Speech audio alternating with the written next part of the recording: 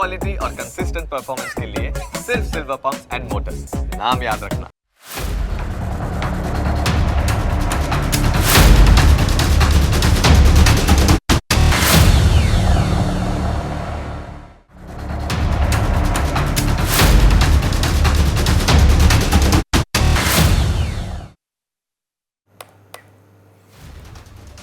Break બાદ આપનું સ્વાગત છે. ડોનાલ્ડ ટ્રમ્પ અચ્છે દિન લાવવાનું વચન આપીને અમેરિકાના પ્રેસિડેન્ટ બન્યા હતા, જોકે એનાથી સાવ વિપરીત બન્યું છે. હવે અમેરિકાના અચ્છે દિનનો હાલ પૂરતો તો અંત આવી રહ્યો છે. અમેરિકામાં સ્થિતિ એ છે કે લોકો ઉદ્યોગપતિઓ અને શેર માર્કેટ પણ મંદીના ડરથી ધ્રુજી ઉઠ્યા છે. ન્યૂયોર્કમાં સ્ટોક માર્કેટ ઇન્ડેક્સ નાસ્ડેક માટે સૌથી ખરાબ દિવસો ચાલી રહ્યા છે. ફેબ્રુઆરીમાં એની હાઈ સપાટીથી અત્યાર સુધીમાં નાસ્ડેકમાં 8% કરતાં વધારે ઘટાડો થયો છે. અમેરિકાની જાયન્ટ કંપનીઓ નાસ્ડેકમાં લિસ્ટેડ છે. શેર માર્કેટમાં લાલ નિશાન જોઈને બધાના ચહેરા પર ચિંતા ફરી વળી છે. આ વેચવાલીથી $4 ટ્રિલિયન ધોવાઈ ગયા છે. આ રકમ કેટલી થાય એ પણ સમજવું પડે. આખા ભારતની ઇકોનોમી લગભગ $4 ટ્રિલિયન છે. અમેરિકન શેર બજારોમાં ધબડકો થઈ રહ્યો છે, જેની આખી દુનિયા પર અસર થઈ રહી છે. અમેરિકન શેર બજારોના આંકડા જ નહીં, પરંતુ અર્થશાસ્ત્રીઓ પણ ચિલ્લાઈને કહી રહ્યા છે કે અનર્થ થવા જઈ રહ્યું છે. અમેરિકાની ઇન્વેસ્ટમેન્ટ બેન્કો પણ આ જ વાત કહી રહી છે. મંદીનું જોખમ વધતું જાય છે. American financial group JP Morgan ચેઝે ગયા વર્ષે નવેમ્બરમાં કહ્યું હતું કે મંદીના ચાન્સીસ 70% છે. હવે આ ગ્રુપે એના ચાન્સીસ વધારીને 31% કર્યા છે. ગોલ્ડમેન સાસે પણ આવું જ એક એસેસમેન્ટ આપ્યું છે. આ ગ્રુપે જાન્યુઆરીમાં મંદી માટે 14% શક્યતા હોવાનું કહ્યું હતું. હવે આ ટકાવારી વધારીને 23% કરવામાં આવી છે. અમેરિકાની બેન્કો અને ફાઇનાન્શિયલ ગ્રુપ્સ ચિલ્લાઈને કહી રહ્યા છે કે અમેરિકન ભાઈઓ અને બહેનો તૈયાર રહેજો, મંદી આવી રહી છે. ટ્રમ્પ અમેરિકાના પ્રેસિડેન્ટ બન્યા એ પહેલાં પણ અમેરિકા પર મંદીનું જોખમ તોડાઈ રહ્યું હતું. જોકે ટ્રમ્પ પ્રેસિડેન્ટ બન્યા એટલે અમેરિકનોને વિશ્વાસ થયો હતો કે હવે તો બધું સેટલ થઈ જશે. કેમ કે ટ્રમ્પે પ્રોમિસ આપ્યું હતું કે અમેરિકા માટે સુવર્ણ યુગ આવશે. અત્યારે એનાથી વિરુદ્ધ અમેરિકામાં મંદીનો ડર ફેલાઈ રહ્યો છે. અમેરિકામાં મંદીનો ડર ફેલાઈ રહ્યો છે એટલે સ્વાભાવિક રીતે ટ્રમ્પને એના માટે સવાલો પૂછવામાં આવે. ટ્રમ્પને એના માટે સવાલ કરવામાં આવ્યો હતો. તેમણે એનો સીધો જવાબ ના આપ્યો. એના બદલે તેમણે કહ્યું કે આ પરિવર્તનનો સમય છે. સામાન્ય રીતે ટ્રમ્પનો મિજાજ જોઈએ તો તેમની પાસેથી એવી જ અપેક્ષા રખાય કે તેઓ ધડ દઈને મંદીની વાત જ ફગાવી દેશે. તેમણે એમ નહોતું કર્યું. એટલે ક્યાંક તો તેઓ પણ મંદીની શક્યતા જોઈ રહ્યા છે.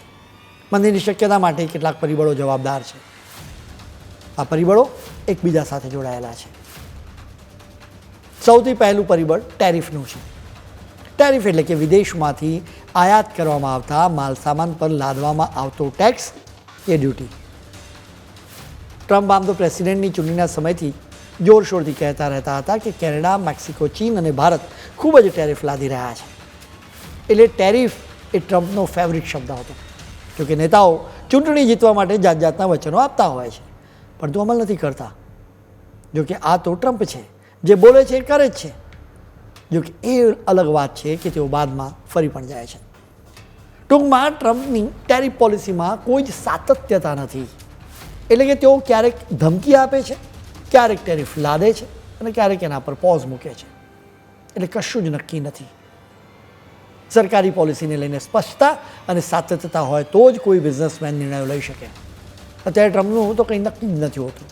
ટેરિફ બાબતે તેઓ તેમના નિર્ણયો બદલતા રહે છે, જેના કારણે ઉદ્યોગપતિઓએ અત્યારે રાહ જોવાની નીતિ અપનાવી છે.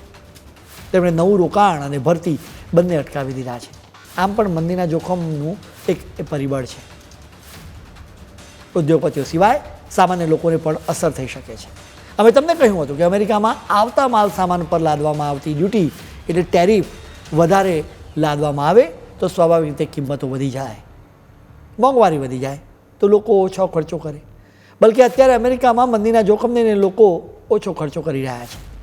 કન્ઝ્યુમર્સ દ્વારા કરવામાં આવતા ખર્ચાને 1 અઠવાડિયા પહેલાં જ ડેટા એનો આવ્યો હતો. જાન્યુઆરી મહિનાના આ ડેટાને સમજવા જેવો છે. લગભગ 2 વર્ષમાં પહેલી વખત આ ખર્ચમાં ઘટાડો થયો છે. લગભગ 0.2% ઘટાડો થયો છે. જેપી મોર્ગન અને ગોલ્ડમેન સાક્સ મંદીનું રેડ સિગ્નલ આપતા રહે છે. એટલે સામાન્ય લોકો પણ ડરી ગયા છે. તેમને સૌથી મોટો ડર નોકરી ગુમાવવાનો લાગે છે. કેમ કે મંદી આવે એટલે સ્વાભાવિક રીતે કંપનીઓ છટણી કરવા લાગે. માની લઈએ કે કંપનીની આર્થિક હાલત સારી હોય તો પણ મંદીના બહાને કંપનીઓ છટણી કરવા લાગે. એટલે પણ અમેરિકન લોકો ઓછો ખર્ચ કરી રહ્યા છે.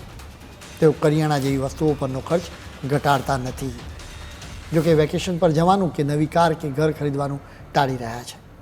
અત્યારે કન્ઝ્યુમર્સ દ્વારા કરવામાં આવતા ખર્ચનો જાન્યુઆરીનો ડેટા આવ્યો છે. ફેબ્રુઆરીનો ડેટા આવશે એટલે વધારે સ્થિતિ સ્પષ્ટ થશે. અમેરિકાની ઇકોનોમીમાં ત્યાંના લોકો દ્વારા કરવામાં આવતા ખર્ચનો ખૂબ જ મોટો હિસ્સો હોય છે. જોકે લોકો ખર્ચને ખૂબ જ ઘટાડી દેશે તો અમેરિકાની ઇકોનોમીનો એક પિલર જ તૂટી જશે.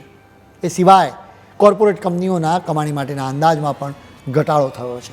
એટલે જાયન્ટ કંપનીઓએ માની લીધું છે કે તેમની કમાણી આશાસ્પદ નથી. એટલે સ્વાભાવિક રીતે તેઓ ખાસ રોકાણ નહીં કરે, જેના કારણે વધારે નોકરીઓ ઊભી નહીં થાય. ટ્રમ્પે અમેરિકા માટે સુવર્ણયુગનું વચન આપ્યું હતું. જોકે અત્યારે તેમના આડેધડ નિર્ણયના કારણે સુવર્ણયુગની શક્યતા લાગતી નથી. બલકે અમેરિકા માટે લોખંડના પાયે પનોતી શરૂ થઈ જાય એવી શક્યતા દેખાઈ રહી છે. આ આખા પ્રકરણમાંથી ભારતવાસીઓએ એક વાત સમજવા જેવી છે. રાજકીય સ્તરે અનિશ્ચિતતાનો માહોલ હોય તો એ દેશના હિતમાં નથી. કેન્દ્રમાં રાજકીય સ્થિરતા હોય તો જ વિકાસ થાય. રાજકીય સ્થિરતા હોય તો જ ઉદ્યોગપતિઓને પણ વિશ્વાસ રહે, એટલે તેઓ રોકાણ કરવા માટે તૈયાર થાય અને લોકો માટે નોકરીની તકો ઊભી થાય. આ રીતે જ અચ્છે દિન આવી શકે. અચ્છે દિન એટલે કે હેલ્થ અને વેલ્થ બંનેનું કોમ્બિનેશન. વેલ્થ બાદ હવે હેલ્થની પણ વાત કરીશું. કેટલાક યંગસ્ટર્સમાં વજનમાં ઘટાડાને લઈને ગજબની ગીલછા હોય છે.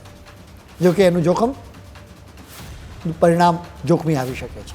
અમે તમને એના વિશે વિસ્તારથી વાત કરીશું, પરંતુ અત્યારે સમય છે બધું બ્રેકનો.